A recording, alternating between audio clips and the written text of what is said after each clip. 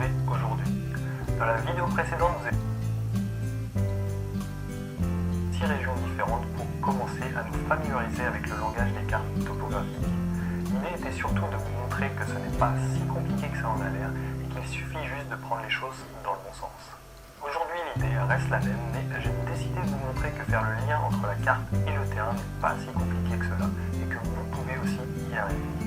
Pour cela, je vais vous emmener sur le terrain avec moi dans quelques instants. On va faire une petite randonnée sur sentier et un peu hors sentier et on se servira à la fois de la carte et de la boussole.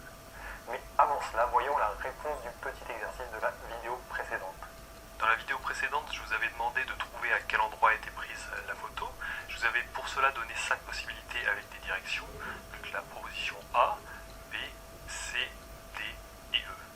Pour bien commencer, le mieux est de bien étudier ce que l'on a sur le terrain. Donc on est ici sur un chemin ou une route irrégulièrement entretenue, car a priori c'est praticable pour un véhicule, mais ce n'est clairement pas une route bitumée. On a sur notre gauche des plantations d'oliviers, sur notre droite c'est arboré et ça monte et c'est également rocailleux.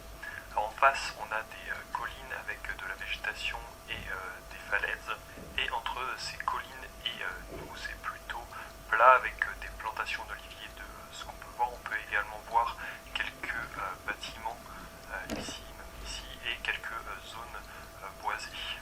Voilà pour quelques éléments importants que l'on peut repérer. On va maintenant regarder toutes les propositions une par une. Alors en A ici on est sur une route irrégulièrement entretenue. On a en face de nous des collines avec de la végétation plutôt de type broussaille et des rochers. On a également des bâtiments et des zones boisées ici en vert également. Ici on a des vergers sur notre gauche qui pourraient tout à fait correspondre aux plantations d'oliviers. Alors par contre on a sur notre droite également des vergers. On n'a absolument pas de rochers et de zones boisées, et en plus c'est plutôt plat, ce qui n'est pas le cas sur la photo. En fait on voit que ça monte, donc en fait la réponse A n'est pas la bonne réponse. En plus si on regarde un peu plus dans le détail, il y a certaines choses qui ne collent pas. Par exemple, on ne verrait probablement pas ces bâtiments comme c'est le cas sur la photo à cause de la zone boisée ici qui risquerait de les cacher, et en plus les collines que l'on voit ici n'ont pas la même forme que les collines ici. Donc ça c'est vraiment un indice qui nous permet de dire que la réponse A n'est pas la bonne. En C, on est bien sur un chemin, donc qui est représenté avec le trait noir ici. On a bien un verger sur notre gauche, ça monte et c'est végétal sur notre droite.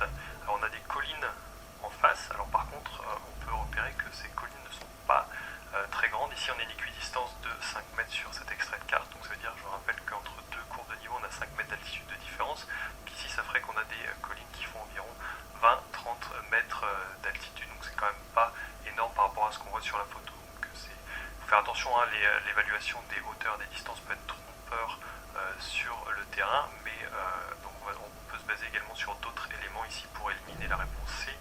Et les deux éléments principaux, c'est qu'on peut voir ici des petits barbules tout le long du chemin, et on peut voir également un cours d'eau ici. Si on regarde la toponymie, on a canal de la vallée des Baux. Donc ici on a un canal et le chemin est surélevé et sert sûrement à canaliser le canal, c'est-à-dire un peu en hauteur, et on peut voir facilement sur la photo que ce n'est absolument pas le cas, donc la réponse C n'est pas la bonne. Alors si on regarde la réponse D, on est bien sur un chemin. On a sur notre gauche des vergers. Alors ça monte sur la droite avec de la végétation et des rochers. On a une colline en face avec de la végétation et des falaises. Alors jusqu'ici ça pourrait presque correspondre. Alors par contre on est dirigé perpendiculairement au chemin. Donc on voit ici qu'on regarde perpendiculairement au chemin, alors que sur la photo on regarde plutôt en direction du chemin. Et en plus si on regarde ici, on voit que ça descend donc vers ce cours d'eau temporaire, alors que sur la photo c'est plutôt plat, il sera presque même tendance à monter un petit peu. Donc ce n'est pas la réponse D. Et en plus si on regarde un peu plus en détail, on voit ici qu'on est dans un vallon assez étroit bordé par des collines, ce qui n'est pas le cas sur la photo. On voit que c'est beaucoup plus ouvert. Alors en E, on est sur un sentier qui, l'on voit un petit peu ici, qui est représenté en tiret noir, donc ça commence déjà mal car normalement en fait les sentiers sont assez étroits. Alors en plus on est dans une zone de broussailles, donc ce qui n'est absolument pas le cas sur la photo. Et si on regarde le relief, on voit que ça descend en face de nous, donc avec les courbes de niveau. On voit même qu'on a une petite butte ici et on retrouve absolument pas ça sur la photo, donc on peut vraiment directement éliminer la réponse E. Donc il ne nous reste plus que la réponse B qui est la bonne réponse. Alors en B, on est bien sur une route irrégulièrement entretenue. On regarde plus ou moins dans l'alignement de la route, ce qui est le cas sur la photo. On a des vergers sur la gauche sur la carte, donc ici on a les plantations d'oliviers, ça correspond tout à fait. Alors c'est plus ou moins plat en face, ça monte légèrement vers les collines, ce qui correspond bien à ce qu'on a sur la photo. On retrouve bien les bâtiments que l'on voit sur la photo ici, à ces endroits-là. Si on regarde sur notre droite, on voit une zone boisée ici et de la broussaille ici. Bon, la broussaille, on la voit probablement pas d'où on est. On voit également un symbole pour une falaise, donc qui correspond sûrement au début que l'on voit ici. Alors, il faut faire attention en fait à ne pas confondre les symboles entre les falaises et les chemins, comme on a ici. Le mieux pour les repérer en fait, c'est de regarder l'épaisseur du trait. On voit bien que sur un chemin, l'épaisseur du trait est toujours la même. Sur une falaise comme ici, on voit que l'épaisseur change, souvent elle est plus fine sur les côtés et un peu plus large au milieu. Donc on voit que voilà, il faut faire attention. En plus, souvent les chemins sont connectés avec des routes ou avec des sentiers, alors que les falaises, on voit, elles sont connectées à rien du tout. Tant qu'on y est dans les falaises, ici donc on a ces collines que l'on retrouve bien ici. On peut même retrouver toutes les petites falaises. Donc on voit ce trait ici, peut-être correspond à ce trait ici. Cette falaise ici correspond à cette falaise ici. On voit cette falaise-là correspond à celle-ci et ce petit bout-là correspond à ça. Et on peut même repérer ici, on a un col qui est entre les deux falaises et qui correspond au col que l'on voit ici. Donc col que l'on repère ici grâce à la forme typique des courbes de niveau. Alors avant de finir, je voudrais encore vous montrer une autre petite chose qu'on peut remarquer. En fait, si on regarde d'ici en direction de ces habitations, on trace un trait comme ceci. Donc on voit qu'on arrive sur les falaises juste derrière et on peut vérifier qu'on a bien ça sur la carte.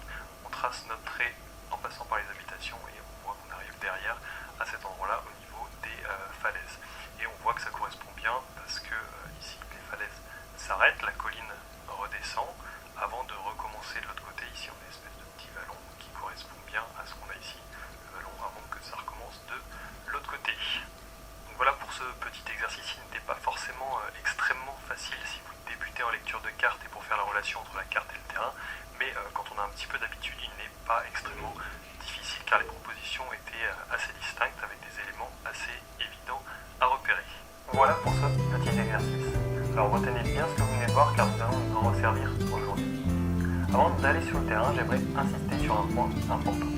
Je sais que pour beaucoup d'entre vous, surtout si vous débutez, s'orienter dans la nature avec une boussole et une carte peut paraître compliqué et peu naturel. Et vous dites sûrement que pour maîtriser l'orientation, il faut forcément un bon sens de l'orientation, il faut apprendre des techniques compliquées par cœur, il faut des années d'expérience, et vous dites peut-être que vous n'y arriverez jamais. Alors tout cela est faux, le sens de l'orientation est quelque chose qui s'apprend et se pratique, il n'y a rien besoin d'apprendre par cœur, et il suffit surtout de comprendre la base qui est assez simple et tout est ensuite très logique. En plus, il est possible de progresser très rapidement en orientation en suivant une méthode d'apprentissage structurée et motivante. Donc il ne faut absolument pas vous décourager, c'est tout à fait possible pour vous aussi. J'ai d'ailleurs formé des personnes qui m'avaient dit d'être nulles et ne rien comprendre à l'orientation aux cartes et à la boussole. Les proches leur avaient même dit qu'elles n'y arriveraient jamais, qu'elles n'étaient pas faites pour ça et que c'était désespéré. Bien évidemment, ce n'était pas le cas car n'importe qui peut s'améliorer en orientation et au final, il s'est avéré que ces personnes ont énormément progressé en suivant ma formation de Père des Plumes Nord et grâce à leur mise en pratique